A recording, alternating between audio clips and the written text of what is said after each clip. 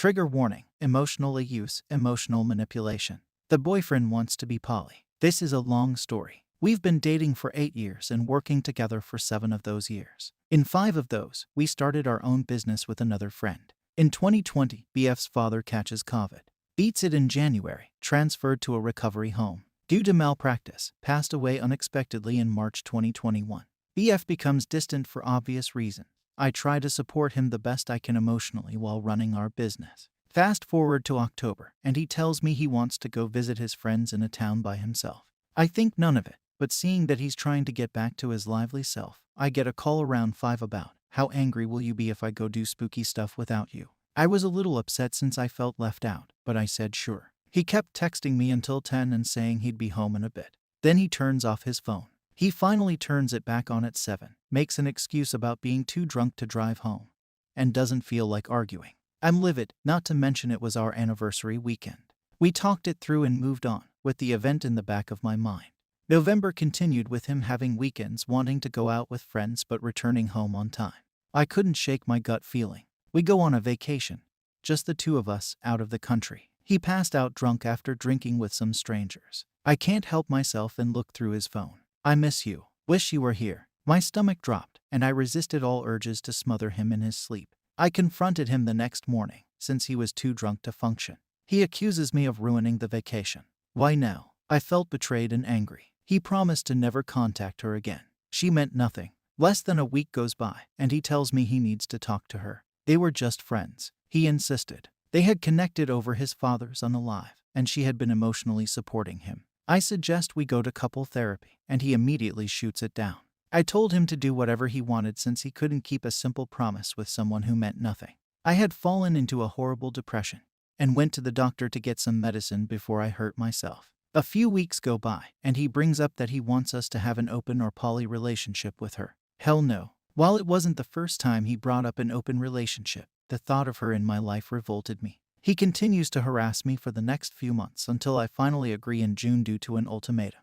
"Poly or I continue to cheat on you. I can't do monogamous." I immediately regretted opening the door. He begins spending more time with her, going on trips. We continue to distance ourselves. He begs me to meet her, to give her a chance, and I do. Nothing changes. He finally realizes our business is not doing well due to his negligence. Plans to start helping more and scheduling properly to assure we are all getting the proper time. Similar to how most people complain, getting home late to stare at his phone really didn't count as spending time with me. I found out from a friend that he had taken her to dinner with friends. I confront him over the phone since I'm out of town. He said it didn't mean anything, but I felt hurt. We talk it through before hanging up. He asks, "How mad will I be if I take her to see my uncle?" I hang up on him, not wanting to continue to fight. He opened yet another door, now family. By September, I had enough. I told him I was tired of being ignored, toxic, and depressed. He asked if I had found someone new. I just didn't want to continue being in a poly relationship with people who had betrayed me. I felt a third wheel in my own relationship. He begged me once again for a new plan. I agree with the exception that we go to couples therapy. Months go by, and still no therapy. I've had enough and will bring it up again. I wanted him out of my house. I wanted us to break up unless he left her. He brings up the reason he's with her, because I don't provide him with what he needs to be desired and intimate.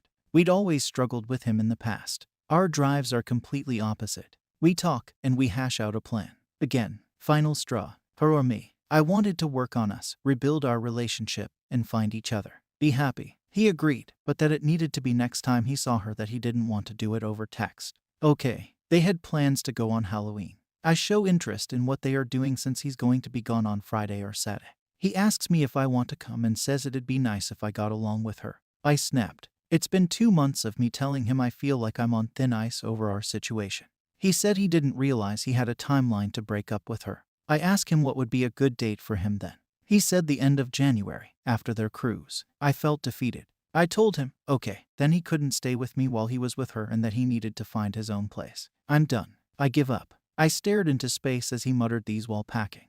"You are throwing me away. I'm sorry I exist. I didn't realize I meant nothing to you. If I'm not with you, I'm leaving her too. Good luck tonight. I'm going to go cry myself to sleep." After a week, I caved. Let him go back home. I couldn't stand him saying he was homeless. I feel empty now when I'm with him. I made it clear I didn't want the person who triggers my betrayal trauma in my life. but he's adamant I won't like the next person he finds. We started talking again. The holidays are coming up. She's upset since she's unsure if he's going to spend them with her. His birthday is coming up. I asked him what he wanted. She said it'd be nice if all three of us could get lunch or dinner. I told him that if I did, to be 100% clear, it still doesn't mean I want them in my life. I'd like to run away, but I feel trapped due to our business and life. I do still somewhat love him, but right now I feel numb. If I let myself feel it, I know he's just going to hurt me. The constant roller coaster has been hell. I know I don't want poly, but it's hard to leave someone you've built a life with. Getting this off my chest has really helped. I don't have a support group to talk to.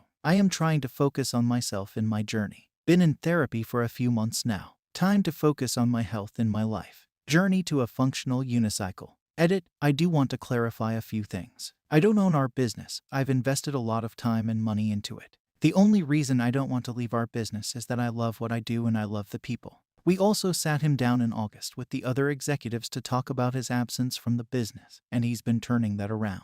I don't want to come off as completely innocent.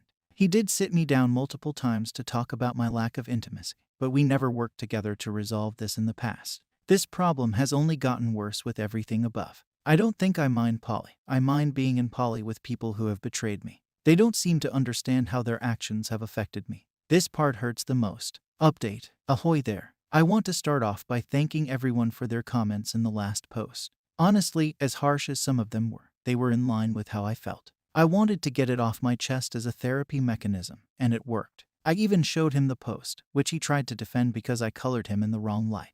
You cheated, WTF. TLDR, he moved out. I've never been so relieved in my life. I'm still trying to figure out the business. I'd posted the original before Thanksgiving, when I was struggling the most, as the previous year was when all my bells were ringing. I spent Thanksgiving with my family, and it felt so refreshing to be by myself. When I came back, I went through the motions of masking.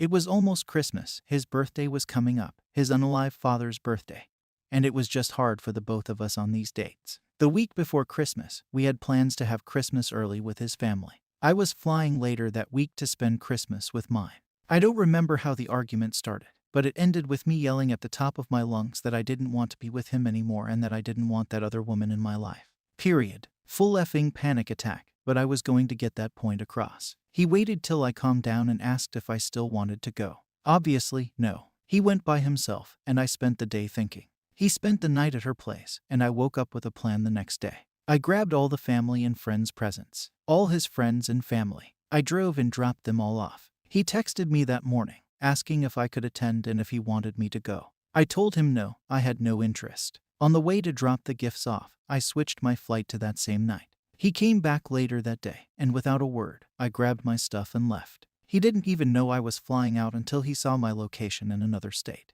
I was done. I basically told him I wasn't coming back until he left my house. By the beginning of 2023, he was out of my house, and I came back a week later. Walking into a semi-empty house was something I thought was going to be hard, but I was so relieved to have my house to myself. I was free. I'm free. I've spent the last few months really focusing on myself. I spent some time and money refurnishing the place to make it mine. I spent the last few weeks traveling by myself and loving every second of it. I have no one stressing me out when things aren't perfect, and I have no one to ask me what we are eating. I just live how I want and do what I want. And it's great. I've realized how much gaslighting and brainwashing I've withstood in the past years in the name of love and care for someone else. Ladies, trust your guts. Trust your gut. He literally made me feel like I was going crazy on purpose to satisfy his needs. That is so effed. I finally got my answers in the end, and I've never been so satisfied. It wasn't me. I wasn't crazy. It's over. Cheers to that. For anyone out there struggling with a similar situation, I can't suggest focusing on getting out or therapy. Emotional abuse is a form of abuse. It comes in different shapes and sizes. You should be your number one. Relevant comments. Tall palpitation 710. Just a question. Did he accept the breakup? Because in your update, it seems like he just left and didn't bother you at all after that day you finally finished the relationship. OOP replied. He messages me almost every day. I've made it clear, unless it's business or something shallow, I'll reply. Anytime he crosses a line, I point it out and distance myself. Thank you for watching the video.